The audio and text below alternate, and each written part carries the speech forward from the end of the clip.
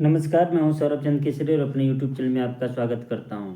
एक बार फिर से आप लोगों के लिए साइंस का सेट 15 नंबर लेकर के आया हूं और यह 27/9/2018 के शिफ्ट 1 में पूछा गया प्रश्न है। पहला ही प्रश्न करते हैं जो कि रिपीटेड प्रश्न है, बार बार इस टॉपिक से प्रश्न पूछे गए हैं। हमारे 15 सेट में लगभग 10 सेट में लगातार प्रश्न पूछा गया है, 1 से 2 प्रश्न। एक वस्तु 3 सेकेंड में 24 मीटर और फिर 2 सेकेंड में 15 मीटर की यात्रा करता है तो वस्तु की औसत चाल। बार बार पूछा है औसत चाल से। अब आपको भी रटा गया होगा कुल दूरी बटे कुल समय। 24 15 कितना हो गया 39, कुल समय कितना हो गया 5, तो 5 7 35, ठीक है। कितना बच गया 4, 5 8 40, 7.8 दो जगह पर है। तो ये बताइए चाल की मात्रा क्या होती है, मीटर पर सेकेंड कहिए चाहे मीटर सेकेंड इनवर्स कहिए। तो मीटर पर सेकेंड इनवर्स कहाँ है, तो ऑप्शन ए में है, दिख रहा है ना, मीटर सेकेंड पे पावर -1, ठीक है ना। यहाँ पर केवल सेकेंड इनवर्स है। Option number A is right answer. Next प्रश्न कह रहा है कि त्वचा के नीचे और आंतरिक अंगों के बीच कौन सा ऊतक बनता है। ऑप्शन है आपके पास मांसल, वसा, एपिथेलियल और तंत्रिका, ठीक है। तो इसका सही आंसर हो जाएगा आपका ऑप्शन नंबर बी, वसा। क्या हो जाएगा, वसा, ठीक है ना। वसा याद रखिएगा एक संयोजी ऊतक है।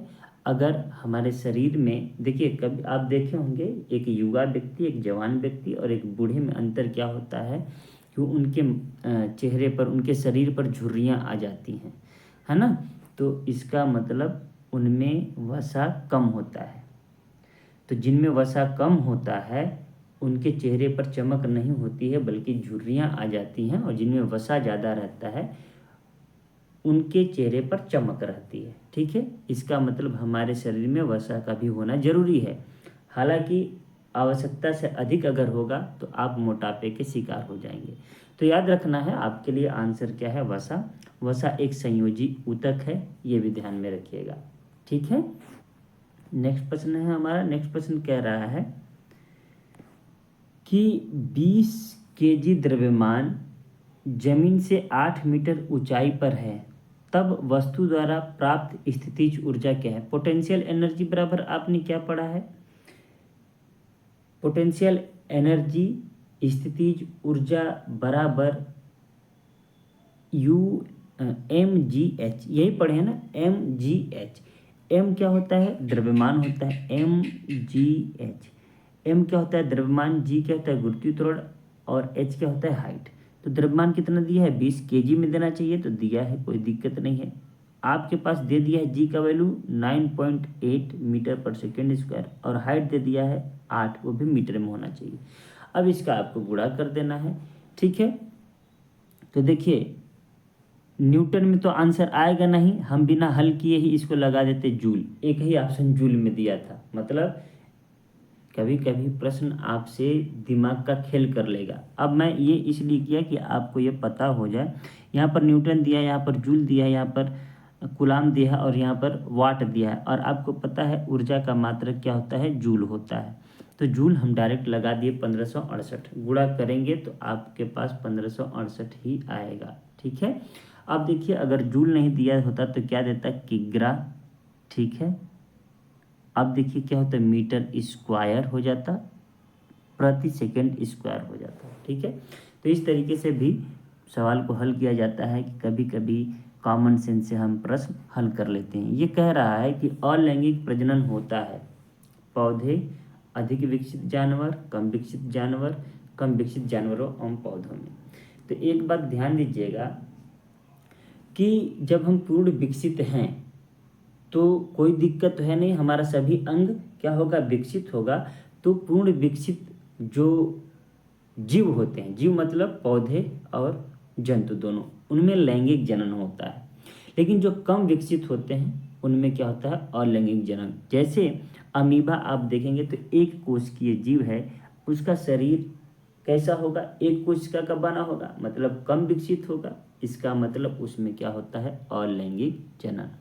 अब यह सार्वत्रिक सत्य नहीं मैंने बोल दिया है कि जिनका पूर्ण विकसित है उनमें लैंगिक जनन ही होगा, अलैंगिक जनन भी हो सकता है। जैसे आप हाइड्रा को देखते हैं, उनमें दोनों प्रकार के जनन पाए जाते हैं, ठीक है ना। और मुकुलन के द्वारा जब वो करता है तो वो तो अलैंगिक जनन ही होता है। तो यहाँ पर जो ऑप्शन है, हमें ऑप्शन के हिसाब से चलना होता है। तो याद रखिएगा, कम विकसित जानवरों और पौधों में अलैंगिक जनन होता है, यह सार्वत्रिक सत्य है, ये हमेशा सत्य होगा, ठीक है ना, जो कम विकसित है। नेक्स्ट प्रश्न की ओर बढ़ते हैं। नेक्स्ट प्रश्न है हमारा, घनत्व माध्यम में प्रकाश किरणों के झुकाव को क्या कहा जाता है। जैसे कि अभी हम लोग जब बात किए थे कि ये देखिए, अगर आपका ये सघन माध्यम है और ये क्या है, नीचे का विरल माध्यम है, ठीक है ना, इसके नीचे का विरल माध्यम है, और ये एक हमारे पास अभिलंब है, ठीक है। जब हम सघन से विरल माध्यम में जाते हैं तो ये अभिलंब से दूर भाग जाता है, यही है।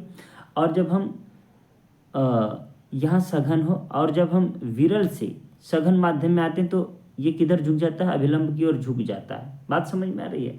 तो इस झुकाव को हम क्या बोलते हैं, अपवर्तन। आप पढ़े होंगे, कई बार परीक्षा में भी आया हुआ है और हमारे इस सेट में भी कई बार आ चुका है। तो इसका सही आंसर होगा अपवर्तन। नेक्स्ट प्रश्न है कि एक अणु में हैलोजन परमाणुओं द्वारा इलेक्ट्रॉनों को आकर्षित करने का गुण क्या कहलाता है। वैद्युत ऋणात्मकता, वैद्युत धनात्मकता, इलेक्ट्रॉन बंधुता और वैद्युत रसायन। तो यहाँ पर option A is right answer हो जाएगा, विद्युत ऋणात्मकता, ठीक है।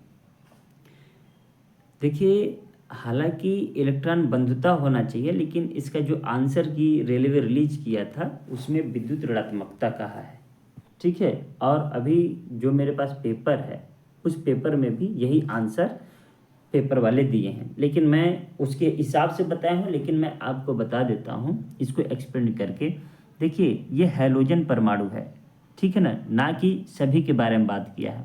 हैलोजन परमाणु आप देखेंगे, जैसे हम कार्बन क्लोरीन ले लें या फ्लोरीन ले लें, ठीक है ना, ब्रोमीन ले लें, आयोडीन कोई भी ले लें। अगर क्लोरीन ले लेते हैं, क्लोरीन का परमाणु क्रमांक कितना होता है, 17। इलेक्ट्रॉनिक कन्फिग्रेशन करेंगे तो 2, 8 और 7 होता है। आपको पता है कि बाह्य कोश में 8 इलेक्ट्रॉन होने चाहिए अस्थायित्व को प्राप्त करने के लिए, स्टेबल होने के लिए। तो इसे कितने इलेक्ट्रॉन की जरूरत है, तो आप कहेंगे कि 1 इलेक्ट्रॉन की। मतलब यह क्या होता है, 1 इलेक्ट्रॉन किसी से कर्ज ले लेता है या उधार ले लेता है, इसीलिए इस पर -1 आ जाता है। बात समझ में आई कि नहीं आई। तो ये जो इलेक्ट्रॉन को आकर्षित करता है, यह किस कारण से करता है, स्टेबल होने के लिए। तो यह विद्युत ऋणात्मकता के कारण करता है। विद्युत ऋणात्मकता मतलब क्या होता है, जब माइनस का चिन्ह इस पे 1 इलेक्ट्रॉन एक्स्ट्रा ले लेगा, तो आप जानते हैं कि एक न्यूट्रल तत्व में परमाणु में इलेक्ट्रॉन बराबर प्रोटॉन होते हैं। अब जैसे ही ये 1 इलेक्ट्रॉन एक्स्ट्रा लेगा तो अब क्या होगा, प्रोटॉन तो 17 ही बचेंगे, जो प्लस वाला है वो तो 17 प्रोटॉन बचेंगे, लेकिन अब क्या हो जाएगा, 18 इलेक्ट्रॉन होगा। 18 इलेक्ट्रॉन होगा तो -1 एक्स्ट्रा हो जाएगा कि नहीं, तो वही इस पे आ जाता है, इसीलिए यह विद्युत ऋणात्मक हो जाता है। तो इसीलिए हम कहेंगे कि विद्युत ऋणात्मकता एक अणु में हैलोजन परमाणुओं द्वारा इलेक्ट्रॉनों को आकर्षित करने का गुण है, ठीक है। यहाँ पर कन्फ्यूजन हो सकता है कि इलेक्ट्रॉन बंधुता, लेकिन हकीकत यह है कि इलेक्ट्रॉनों को आकर्षित करने का गुण इलेक्ट्रॉन बंधुता होता है ना। और इलेक्ट्रॉन को ग्रहण करने का जो गुण होता है वो वैद्युत ऋणात्मकता होता है। तो यहाँ पर जो ऑप्शन दिया है ए, उसके हिसाब से मैंने बता दिया, आप एक बार गूगल करके चेक कर लीजिएगा, ठीक है। नेक्स्ट प्रश्न की ओर बढ़ते हैं। नेक्स्ट प्रश्न है हमारा कि Al2SO4 थ्राइस, मतलब Al2SO4 थ्राइस में ऑक्सीजन का प्रतिशत क्या है। तो ऑक्सीजन का प्रतिशत निकालना है, एक मैं बताऊंगा और एक होमवर्क दूंगा, उसको आपको करना होगा। याद रखिएगा, जब भी प्रतिशतता पूछे तो आपको क्या याद होना चाहिए, उसका परमाणु भार अर्थात द्रव्यमान संख्या, ठीक है मेरे भाई। तो एल्यूमिनियम का द्रव्यमान संख्या कितना होता है, आप कहेंगे सर 27 होता है, ठीक है। ऑक्सीजन का कितना होता है सर, हमने बता दिया है कि 16 होता है। परमाणु क्रमांक नहीं, परमाणु भार, ये इसकी बात नहीं कर रहा हूँ मैं, ठीक है, मैं इसकी बात नहीं कर रहा हूँ, ये परमाणु क्रमांक होते हैं, ठीक है ना। हम बात कर रहे हैं परमाणु भार या द्रव्यमान संख्या क्या, और सल्फर का कितना होता है मेरे भाई, तो आप इसका 16 होता है और इसका 32। तो कम से कम 20-30 तक तो आप याद रख लीजिए, मैंने बताया था आपको, ठीक है। मैं थोड़ा सा आज बता भी दूंगा कैसे याद करते हैं। अब ये देखिए, हम टोटल निकालेंगे कि इसका कितना भार है, ठीक है ना, अणु भार कितना है। अब बताइए एल्युमिनियम यहाँ कितना है, तो आप कहेंगे 2, तो 2 से गुणा कर दिया, 54 हो गया, कोई दिक्कत इस पे। ये ओ कितना है, 4 यहाँ है सर और 3 यहाँ है, 4 3 12। बात समझ में आ रहा है कि नहीं, तो हमने सीधे इसमें 12 से गुणा कर दिया, 12 से गुणा किया तो 12 छक्का 72 और 12 एक कम 12 7 19, कोई दिक्कत इसमें। अच्छा, अब 3 कितना हो जाएगा, एस हो जाएगा, तो 32 तिहाई कितना हो जाएगा, 96। अब तीनों को जोड़ेंगे मेरे भाई, 4 2 6 6 12 को 2, 5 और 9 5 14, 14 9 23 1 24, ठीक है ना, और 1 और 2 342। इतना किसी को कोई दिक्कत, मतलब इसका अणु भार 342 है। अब यही पूछ रहा है कि ऑक्सीजन का प्रतिशतता कितना है, मतलब 342 में ऑक्सीजन कितना है यहाँ पर, तो ऑक्सीजन हमारे पास कितना आया था भाई, 192। बात समझ में आ रही है कि नहीं। तो अब निकालने के लिए क्या करेंगे, 192 बटे 342 प्रतिशतता के लिए 100 से गुणा करते हैं, ठीक है। तो जो आएगा वो आपका आंसर आ जाएगा। अच्छा, तो आंसर क्या आएगा भाई, तो कट पिट करना पड़ेगा, ठीक है ना। तो कट पिट आप कर लीजिएगा, मैं अप्रॉक्स में इसका आंसर बता देता हूँ, 56.1%, ठीक है। ये सवाल समझ में आया कि नहीं। अब मैं आपको एक सवाल देता हूँ, 2 सवाल देता हूँ, वो लगाइएगा, ठीक है। समझ में आया ना सवाल कैसे लगाते हैं। ये चलिए, मैं कह रहा हूँ आपको, NaOH में ऑक्सीजन की प्रतिशतता, एक क्वेश्चन हो गया। दूसरा क्वेश्चन क्या दे देता हूँ, दूसरा क्वेश्चन दे देता हूँ, H2SO4 में S की प्रतिशतता, ठीक है मेरे भाई। 2 प्रश्न आपको करना है। S का मैंने बता दिया है 32 होता है और Na का 23 होता है, ठीक है। Na का कितना होता है, 23 और S का 32। बाकी का तो आप जानते हैं, O का 16 और एक H का 1 होता है। तो किसका निकालना है, इसमें O का निकालना है और इसमें S का निकालना है। नेक्स्ट प्रश्न की ओर बढ़ते हैं। आवर्त सारणी की आवर्त 4 में निम्नलिखित में से कौन सा निष्क्रिय गैस रखा गया है, तो हे नानी आराम कर जिंदा रहेगी, ये है। और मैं कैसे याद रखता हूँ, ही ने अर कर जी रन, है ना। तो 1 2 3 4, 4 पर क्या है, krypton. Option number D is right answer. Clear है। आगे बढ़ते हैं। कह रहा है कि एक कार 5 सेकेंड में 18 किलोमीटर प्रति घंटा से 72 किलोमीटर प्रति घंटा तक समान रूप से त्वरित होती है। कार का त्वरण बताइए। तो त्वरण क्या होता है मेरे भाई, त्वरण बराबर वेग परिवर्तन की दर, मतलब v माइनस यू बटे टी, यही होता है ना। अब देखिए यहाँ पर क्या है कि किलोमीटर प्रति घंटा में है और हमने बताया है कि मीटर पर सेकेंड में करना है। क्यों, क्योंकि एसआई मात्रक से चलना है, ठीक है। तो अब अगर मैं इसमें करूँ तो कितना से गुणा करना है, 5/18 से, यही बताया हूँ, 5/18 से, ठीक है। तो 18 से 18 खत्म हो जाएगा तो u का वैल्यू 5 आ जाएगा। मैं u की जगह 5 रख दिया, ठीक है, क्योंकि प्रारंभ है। 18 चौके 72 तो 5 चौके 20, ठीक है, बटे 5। तो अब हो जाएगा 15/5, मतलब क्या होगा, 5 तियाँ 15, 3 मीटर पर सेकेंड स्क्वायर, यही होता है ना भाई। त्वरण का क्या होगा, मीटर पर सेकेंड स्क्वायर होता है। तो सेकेंड स्क्वायर की जगह क्या लिखा जाता है साइंस में, इनवर्स 2। तो जहाँ पर इनवर्स 2 हो वही हो जाएगा आपका आंसर, ठीक है। यहाँ पर देखिए मीटर स्क्वायर, इसका मतलब क्या है, ये स्क्वायर है, ऐसा नहीं ना, ये प्रति लगाया हूँ कि नहीं लगाया हूँ, बटे लगाया हूँ ना। तो इसका मतलब option number A is right answer. अब ये सब सवाल आपको उम्मीद करता हूँ आ गया होगा और आना चाहिए, ठीक है।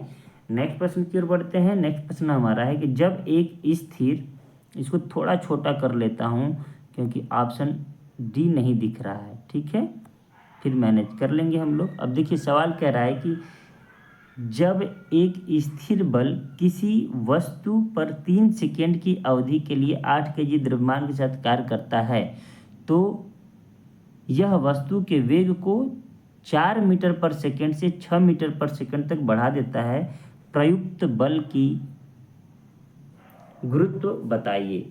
ठीक है ना, ये पूछ रहा है आपसे। तो क्या सवाल लगा सकते हैं, प्रयुक्त बल की गुरुत्व बताए। देखिए हमारे पास क्या क्या दिया है, द्रव्यमान दे दिया है 8 केजी, ठीक है। तो आपको पता है बल हमको बताना, तो F बराबर ma, यही पढ़े हैं कि नहीं। तो m का वैल्यू आपके पास दे दिया 8 केजी, अगर ग्राम में देता तो केजी में बदलना होता। अब a का मतलब क्या है मेरे भाई, तो सर वेग परिवर्तन हो रहा है कि नहीं जी, 4 से 6 हो गया, दोनों मीटर पर सेकंड में है तो डायरेक्ट लिखता हूँ 4 से 6 कितना हो गया, 2 का अंतर है। बात समझ में आ रही है, कितना सेकंड में, तो कहेंगे 3 सेकंड में। अब देखिए बार बार मैं ये नहीं लिखूंगा कि ये v माइनस यू बटे टी, अब v का वैल्यू 6 लिखूं फिर -4 लिखूं और नीचे बटे 3 लिखूं, ये तो अब आपको आ रहा है इसलिए मैंने डायरेक्ट लिख दिया। 4 से 6 हो या 2 का अंतर आ गया, बढ़ गया, कितने सेकंड में, यह 3 सेकंड में, तो लिख दिया डायरेक्ट। इतना कोई दिक्कत हो कभी भी तो बोल दीजिएगा कमेंट में। अब देखिए 16/3 करेंगे तो कितना आंसर आ जाएगा, 3 पंजे 15, 5 न्यूटन से ऊपर ही आएगा, एक ही ऑप्शन है, आंसर नंबर डी। ठीक है, तो ऐसे प्रश्न आपको करते रहना है। किसे टेक्सोनॉमी का जनक कहते हैं, रटा रटाया प्रश्न है, कार्ल लिनियस, याद रखिएगा, टेक्सोनॉमी का जनक कहते हैं। इन्होंने ही द्विनाम पद्धति दिया था। 1753 में द्विनाम पद्धति किसने दिया, तो आप कहेंगे कैरोलस लिनियस या कार्ल लिनियस ने दिया था। ठीक है ना। अच्छा, द्विनाम पद्धति में होता क्या है भाई, तो 2 चीज लेते हैं, जैसे हम लोग क्या कहते हैं होमो सेपियंस, ये मनुष्य का नाम है ना, सेपियंस, तो ये 2 नाम लिया गया है ना, तो यही 2 नाम पद्धति है। उसमें क्या लेते हैं, वंश लेते हैं और जाति लेते हैं। वंश और जाति से मिल करके किसी का भी वैज्ञानिक नाम बनता है, इसी को हम बोलते हैं द्विनाम पद्धति। ठीक है, किसने दिया, कैरोलस लिनियस ने, इसीलिए इनको वर्ग की अर्थात टैक्सोनॉमी का जनक कहते हैं। टैक्सोनॉमी को कभी हिंदी में लिख दे, वर्गीकी का जनक किसे कहते हैं, तो आपको याद रखना है कैरोलस लिनियस या कार्ल लिनियस। कह रहा है शीतल पेय में शामिल है tartaric acid, oxalic acid, citric acid, carbonic acid, तो याद रखिएगा कार्बोनिक एसिड। ठीक है, शीतल पेय मतलब कोल्ड ड्रिंक वगैरह की बात कर रहा है, शीतल पेय हिंदी लिख दिया है कोल्ड ड्रिंक। ठीक है ना, आपको पता है कोल्ड ड्रिंक में कार्बन डाइऑक्साइड उच्च दाब पर भरी जाती है, आप कभी उसको जब खोलेंगे तो आवाज़ आएगी, या फिर अगर उसको आप हिला दिए फिर उसके बाद में खोले तो पूरा का पूरा बॉटल खाली हो जाता है।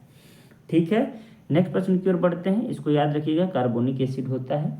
नेक्स्ट प्रश्न है हमारा, नेक्स्ट प्रश्न कह रहा है कि आँख मतलब आँखों को लेंस की फोकस लंबाई समायोजित करने में मदद करता है, क्या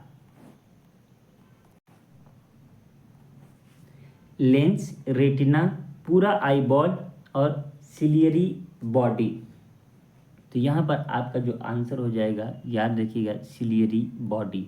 थोड़ा सा कन्फ्यूजन आपको लगेगा कि ये कौन सा हम नाम याद रखिए, याद है सिलियरी बॉडी क्या होता है कि आँखों को जो लेंस की फोकल लंबाई होता है उसको समायोजित करने में मदद करता है। समायोजित मतलब आगे पीछे करने में क्या करता है, मदद करता है। ठीक है, नेक्स्ट प्रश्न है हमारा कि तत्वों में सबसे बड़ा अणु है।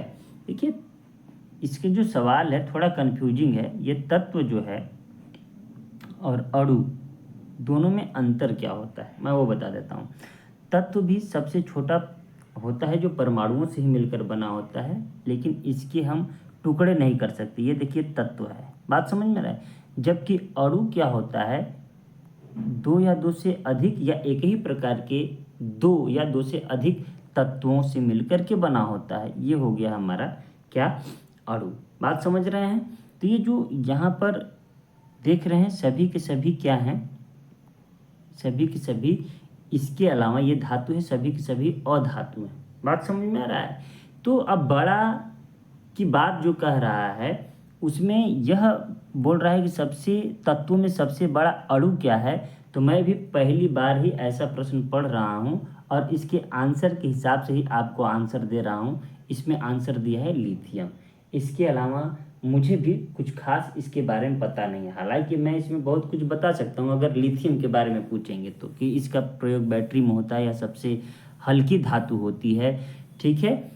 लेकिन इसमें दे दिया है तत्वों में सबसे बड़ा अणु क्या है, तो रेलवे के आंसर की के अनुसार इसका आंसर है लिथियम, याद रख लीजिएगा, ठीक है। अब देखिए इसके आकार के आधार पर ही दिया होगा, ऐसे नहीं दिया है। क्यों? मैं अगर आप एनसीईआरटी पढ़ेंगे तो 11th के एनसीईआरटी में सब तत्वों के आकार के बारे में कुछ के बारे में कहा है, तो इसमें बड़ा अणु नहीं कहना चाहिए था, बड़ा तत्व कहना चाहिए था, आकार के हिसाब से कहना चाहिए था। जैसे मैं एक्सप्लेन थोड़ा कर देता हूँ जितना मुझे आ रहा है, जो सवाल ये बनाया है उस हिसाब से अणु न करके परमाणु या तत्व देना चाहिए था, उसके हिसाब से क्या हो जाता हमारा ऑप्शन सी लिथियम हो जाता। मैं थोड़ा एक्सप्लेन करता हूँ। देखिए हाइड्रोजन का आकार अगर आप देखेंगे तो 120 पिकोमीटर है, बात समझ में आ रहा है। ये आकार का मतलब रेडियस, ये हो गया न्यूक्लियस और ये हो गया इसमें एक इलेक्ट्रॉन, ये हाइड्रोजन है, तो ये जो दूरी है वो पिकोमीटर में 120 पिकोमीटर, तो ये हाइड्रोजन का आकार हो गया। उसी प्रकार अगर मैं फ्लोरीन का देखूं तो 147 पिकोमीटर होता है, जो कि इससे बड़ा है कि नहीं। अगर आप यहीं पर लिथियम का देखेंगे तो ये 182 पिकोमीटर होता है, और ऑक्सीजन का जब देखें तो 152 होता है। बात समझ में आ रही है। इसका मतलब सबसे बड़ा तो हमें लिथियम ही दिख रहा है, तो इसके आधार पर जो है लिथियम राइट आंसर होगा। बात समझ में आ रहा है। लेकिन अगर ऐसे दे देगा तो मैं भी क्या करता, मैं वही अंदाजा इसके आधार पर मैं इसको आंसर लगाता परीक्षा में लिथियम, लेकिन ये सवाल एक बार पढ़कर मैं खुद कंफ्यूज हो जाता, ठीक है ना। तो तत्वों में सबसे बड़ा आकार किसका है ये पूछता तो ज़्यादा सही है। खैर जो भी पूछा है इसका सही आंसर होगा लिथियम। आप इसको याद रखना चाहें तो याद रखिएगा, हालांकि यह डेटा कभी नहीं पूछता, यही छोटा बड़ा पूछता है। अब आप सोचिए कि इसका और इसका आप देखेंगे कि परमाणु क्रमांक तो इससे ज़्यादा बड़ा है, तो आखिर यह कैसे बड़ा हो गया लिथियम का। मैंने एक प्रॉपर्टीज पढ़ाया था आपको कि जब लेफ्ट से राइट जाते हैं आवर्त सारणी में तो परमाणु त्रिज्या घटती है। परमाणु त्रिज्या घटने का मतलब उनका आकार घटता है। अब आपको पता है कि लिथियम पहले ही वर्ग में है कि नहीं। पहले ही वर्ग में है तो सबसे लेफ्ट में लिथियम है, तो मतलब सबसे बड़ा क्या होगा, आकार लिथियम का होगा। यह भी अगर आप आवर्त सारणी पढ़े हैं तो एक कंसेप्ट लगा करके लिथियम को आंसर आप लगा सकते थे। क्यों मैं ऐसा कह रहा हूँ, क्योंकि जैसे ही लेफ्ट टू राइट जाएंगे तो इलेक्ट्रॉन की जो संख्या है वो क्या करते हैं, वो त्यागते हैं। जब त्यागेंगे तो प्रोटॉन की संख्या बढ़ जाएगी और वो क्या करेंगे, खींचेंगे इलेक्ट्रॉनों को, तो आकार संकुचित होगा। संकुचित होगा इसका मतलब आकार छोटा होगा। आगे बढ़ें। और यह क्यों होता है, परिरक्षण प्रभाव के कारण होता है। नेक्स्ट प्रश्न की ओर बढ़ते हैं। नेक्स्ट प्रश्न है हमारा, गैस का उपयोग प्रदीप्त गैस के रूप में किया जाता है। Option A ethyne, butane, propane, methyl. तो याद रखिएगा प्रोपेन का करते हैं, ठीक है। आंसर आपको याद रखना है कि गैस का उपयोग मतलब, हालांकि प्रश्न पूछा है किस गैस का, मैंने बस गैस लिख दिया है, ठीक है ना। किस गैस का उपयोग प्रदीप्त गैस के रूप में किया जाता है, तो आपको जवाब देना है प्रोपेन। आगे बढ़ते हैं नेक्स्ट प्रश्न की ओर। नेक्स्ट प्रश्न है, परमाणु त्रिज्या को मापा जाता है। तो याद रखिएगा अभी जो मैंने बताया तो पिकोमीटर था, है कि नहीं। पिकोमीटर ऑप्शन में नहीं दिया है ना, तो सबसे छोटा क्या है, नैनोमीटर। तो नैनोमीटर आंसर हो गया। अब याद ही रखना है आपको। देखिए हालांकि हम एंगस्ट्रॉम में भी नापते हैं, एंगस्ट्रॉम ए पे 0 लिखा रहता है, एंगस्ट्रॉम में भी नापते हैं, पिकोमीटर में नापते हैं और नैनोमीटर में भी नापते हैं, ठीक है ना। इन तीनों में सबसे छोटा क्या है, नैनोमीटर है, इसलिए हमने नैनोमीटर दे दिया। नैनोमीटर नहीं दिया होता ऑप्शन में, अगर सेंटीमीटर, माइक्रोमीटर, मिलीमीटर, सेंटीलीटर दिया, डेसीमीटर दिया होता तो माइक्रोमीटर में सबसे छोटा जो है वही आंसर देना है, ठीक है। तो यहाँ पर आपको नैनोमीटर जवाब देना है। क्लियर है। आगे बढ़ते हैं। नेक्स्ट प्रश्न है जो कि इजी है कि 1 किलोवाट घंटा में कितना जूल, तो रटा रटा है 3.6 गुणे 10⁶ यही होता है हमारा राइट आंसर। ठीक है ना। किलोवाट घंटा को क्या कहते हैं, यूनिट कहते हैं। एक यूनिट बराबर 3.6 इंटू 10⁶ जूल। ठीक है ना। ये जो किलोवाट घंटा है इसी को यूनिट पे बोलते हैं। क्लियर है। नेक्स्ट प्रश्न है, कभी कभी पूछ देता है कि व्यावसायिक विद्युत का मात्रक क्या होता है, तो यूनिट होता है, किलोवाट घंटा, याद रखिएगा। ये नेक्स्ट प्रश्न है 18 नंबर का। 18 नंबर का प्रश्न कह रहा है कि तांबे के सल्फेट के विलयन में जस्ता मिलाया जाने पर विस्थापित होता है। तांबे मतलब कॉपर, कॉपर सल्फेट मतलब CuSO4। इसमें क्या मिला रहे हैं, जिंक। जिंक मिला रहे हैं तो क्या विस्थापित होगा, तो कॉपर विस्थापित हो जाएगा, तांबा। मैं पढ़ाया हूँ ना ऐसा कि जब आप विद्युत रासायनिक श्रेणी पढ़ेंगे तो ऊपर वाला तत्व या धातु अपने से नीचे वाले धातु के विलयन को विस्थापित कर देता है। और मैंने आपको बताया है कि ये जो Zn है, जिंक है, वो कॉपर से ऊपर है। ठीक है, आप याद कर लीजिएगा। और एक मैं प्रश्न इसी में बनाकर आपको दे रहा हूँ। क्या प्रश्न है कि ऐसे ही बस लिख दे रहा हूँ। ठीक है, मानकर चलिए मैं लिख दे रहा हूँ, ये कॉपर हो गया, कॉपर नहीं, ये H2SO4 सल्फ्यूरिक अम्ल में अगर कॉपर मिलाएंगे तो क्या होगा। अब आप बताइएगा कि क्या हाइड्रोजन को विस्थापित कर देगा। ठीक है, दूसरा क्या है, कोई क्रिया नहीं होगी। ठीक है, तो जो आपको सही लगेगा वो लिख करके बताइएगा कि क्या होता है जब, एक प्रश्न में लिख रहा हूँ कि क्या होता है जब हाइड्रोजन सल्फेट मतलब सल्फ्यूरिक अम्ल में कॉपर मिलाया जाता है। ठीक है, नेक्स्ट प्रश्न की ओर बढ़ते हैं। नेक्स्ट प्रश्न हमारा है कि एक वस्तु में दिए, देखिए फिर से क्या, वस्तु की औसत चाल से पूछ दिया, तो ये होमवर्क हो गया 19 का। ठीक है, और उम्मीद करता हूँ ये तो आपको आता ही होगा। अब देखिए, किसी वस्तु पर लगने वाले सामर्थ्य को क्या कहते हैं। सवाल पूछ रहा है किसी वस्तु पर लगने वाले सामर्थ्य को क्या कहते हैं। ऊर्जा, बल, जड़त्व या जड़ता और दबाव।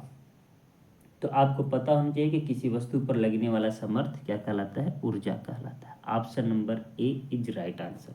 ठीक है ना, कोई दिक्कत, आगे बढ़े। नेक्स्ट प्रश्न है हमारा, परिपक्व शुक्राणु का उत्पादन कहाँ होता है। पढ़ा चुका हूँ, वृषण या अंडकोश में। ये अंडकोश की थैली दे दिया है। ठीक है ना, ये वृषण, वृषण मतलब अंडकोश, जो कि पुरुषों में पाया जाता है, याद रखिएगा। ठीक है, नेक्स्ट प्रश्न की ओर बढ़ते हैं। नेक्स्ट प्रश्न है हमारा, और आज का लगता है अंतिम प्रश्न है, नहीं अभी है। ठीक है, कह रहा है कि यौगिक एक सुखाने वाले एजेंट मतलब अभिकर्मक या अभिकारक के रूप में प्रयोग किया जाता है। Calcium carbonate, calcium oxide, calcium carbide और जिप्सम, 4 ऑप्शन है। तो याद रखिएगा कि कैल्शियम ऑक्साइड जो होता है, कैल्शियम ऑक्साइड मतलब CaO, कैल्शियम ऑक्साइड सुखाने वाले अभिकर्मक या एजेंट के रूप में प्रयोग किया जाता है। ठीक है ना, इसी को हम क्या बोलते हैं, आपको पता होगा, क्विक लाइम बोलते हैं। क्विक लाइम, क्विक लाइम, इसी का नाम है बिना बुझा हुआ चूना। क्या नाम है, बिना बुझा हुआ चूना। जब यह जल से क्रिया करता है तो क्या बन जाता है, कैल्शियम हाइड्रोक्साइड, बुझा हुआ चूना, जो पान गुटखा में लोग खाते हैं। ठीक है, और जब इसी पर क्लोरीन गैस प्रवाहित की जाती है, ये देखिए मैं Cl2 लिख देता हूँ, इसकी क्रिया कराई जाती है तो क्या बन जाता है, ब्लीचिंग पाउडर, CaOCl2, इसी को ब्लीचिंग पाउडर बोलते हैं। क्लियर रहेगा, याद रखिएगा। यौगिक सुखाने के वाले एक एजेंट के रूप में कैल्शियम ऑक्साइड का प्रयोग करते हैं। Option number B is right answer. Next प्रश्न है हमारा, 10 kg की वस्तु 2 मीटर प्रति सेकेंड की गति से आगे बढ़ रही है, तो गतिज ऊर्जा बताइए। तो काइनेटिक एनर्जी बराबर हाफ m का वैल्यू कितना है मेरे भाई, 10 kg दिया है, और v स्क्वायर मतलब 2 का स्क्वायर। कोई डाउट इसमें, तो सीधे सीधे मैं 20 जूल लिख देता हूँ। 2 से 2 खत्म हो जाएगा, 2 दूनी के 4 है, तो 10 दूनी 20 जूल। ठीक है, सवाल में कोई दिक्कत नहीं आनी चाहिए, ऐसा प्रश्न आप पढ़ चुके हैं, कर चुके हैं। नेक्स्ट प्रश्न की ओर बढ़ते हैं। नेक्स्ट प्रश्न में है हमारा, यदि कोई व्यक्ति 50 न्यूटन बल सहित 10 मीटर की दूरी तक ट्राली खींचता है तो उसके द्वारा किया गया कार्य क्या होगा। तो कार्य बराबर क्या होता है, F मतलब 50, F मतलब बल और S मतलब विस्थापन 10, तो कितना हो जाएगा 500। 500 का मतलब कार्य का मात्रक जूल। इसमें कोई दिक्कत कोई परेशानी। तो इस तरीके से आज के सेट में 24 प्रश्न थे और हम लोग कर लिए हैं। मिलते हैं नेक्स्ट वीडियो में, तब तक के लिए नमस्कार। पढ़ाई करते रहिए।